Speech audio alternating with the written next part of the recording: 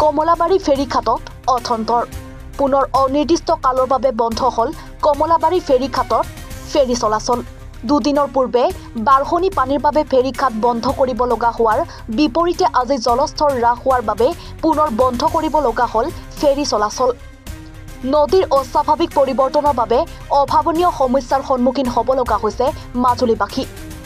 নিতৌ নদীৰ বুকুত ফেৰী আবদ্ধ হৈ পৰা, তৰাং জলপথৰ বাবে ফেৰী বালিচৰত লাগি ধৰা আদি ঘটনা সংঘটিত হৈ থকাত ফেৰী চলাচলত আহুকালৰ সৃষ্টি হৈ আহিছিল। উল্লেখ্য, নদীৰ জলপথ অত্যাধুনিক ড্ৰেজালেৰে খান্দি ফেৰী চলাচলত বাবে ব্যৱস্থা কৰিছিল যদিও এই ব্যৱস্থাৰে বেছিদিন চলাচল কৰিব নোৱাৰিলে ফেৰী সেৱা। আজি পুনৰ পুৱাৰ ভাগত ফেৰী নদীৰ বুকুত আবদ্ধ হৈ পৰাৰ পিছতেই আভ্যন্তৰীণ জল পৰিবহণ বিভাগে অনিৰ্দিষ্ট কালৰ বাবে কমলাবাৰী ফেৰী চলাচল বন্ধ ঘোষণা কৰিছে। এই মুহূৰ্তত কমলাবাৰী পাৰঘাট নিমাতী কমলাবাৰী পাৰঘাটৰ কমলাবাৰী শাখাত কমলাবাৰী পাৰঘাটৰ পৰা 1 কিলোমিটাৰ 1.5 কিলোমিটাৰ আগত যথেষ্ট নদী বাম পৰিছে, যাৰ পৰিপ্ৰেক্ষিতত যাতায়াতী পথত নাও চলোৱা ব্যাঘাত জন্মিছে। যিহেতু আজি বহুত দিন ধৰি এই পাৰটো যথেষ্ট নদীয়ে বাম কৰিছে আৰু নদীৰ গতিপথটো আমাৰ নাৱৰ কাৰণে উপযোগী নোহোৱা হৈ পৰিছে। যিহেতু পথ যথেষ্ট বাম হৈছে, তাৰ মাজতো আমাৰ সীমিত সংখ্যক যাত্ৰী, সীমিত সংখ্যক গাড়ীৰে আমাৰ পাৰঘাটটো চলাচলৰ ব্যৱস্থা কৰি থকা হৈছিল।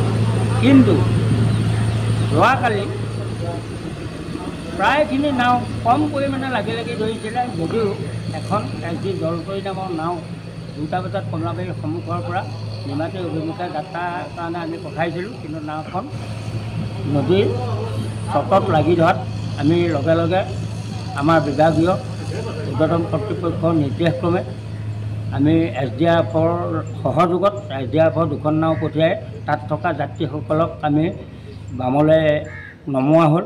আৰু আমি নিজে SD ভৈৰৱী নামৰ নাওখন লৈ গৈ মই নিজেও গৈছোঁ আৰু ভৈৰৱী নামৰ নাওখনৰ কৰ্মচাৰীসকলে আমাক যথেষ্ট সহায় কৰিছে।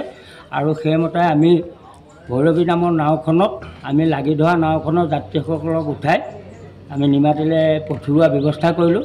কৰাৰ পিছত আমি যিখন নাও লাগি ধৰিছিলে সেই নাওখন আমি ইতিমধ্যে ৰাতি 9:30 বজাত নদীৰ মাজত গৰ্ভৰ পৰা আমি পুনৰ উদ্ধাৰ কৰি আনি 9:30 বজাত কমলাবাৰী পাৰঘাটত আমি বান্ধি আমি উৰ্ধ্বতন কৰ্তৃপক্ষ জিলা প্ৰশাসনক আমি বিষয়টো জনোৱা হ'ল যে নাওখন উদ্ধাৰ হ'ল। এতিয়া পৰৱৰ্তী আজি তাৰিখত ৰাতিপুৱা 7:30 বজাত যিখন নাও কমলাবাৰী ঘাটৰ পৰা নিমাতীলৈ পঠোৱা হৈছিলে, নাওখন লাগি ধৰিলত আমি পুনৰ আৰু এখন নাও পঠিয়াই সেই যাত্ৰীবাহী নাওখন আমি ঘূৰাই আনিলোঁ ইত্যাদি। বৰ্তমান অৱস্থাত নাও চলাৰ পথখিনি সম্পূৰ্ণৰূপে ব্যাঘাত জন্মিছে, যাৰ বাবে নাও চলোৱা বহুত অসুবিধা হৈ পৰিছে। আজিৰ তাৰিখত আমি পঠোৱা নাওকেইখন পাৰ হৈ ওলাই যাবগৈ নোৱাৰিলে, বিনিময়ত আমি নাওখিনি আকৌ ঘূৰাই আনি যাত্ৰীসকলক সেই টিকেটত আমি সেইখিনি পইচাৰে আমি অফলামুখেদি এখন জাহাজৰ ব্যৱস্থা কৰা হৈছে। আৰু আমাক উৰ্ধ্বতন কৰ্তৃপক্ষই যিকোনো মুহূৰ্তত যোগাযোগৰ ব্যৱস্থা ৰাখিছে।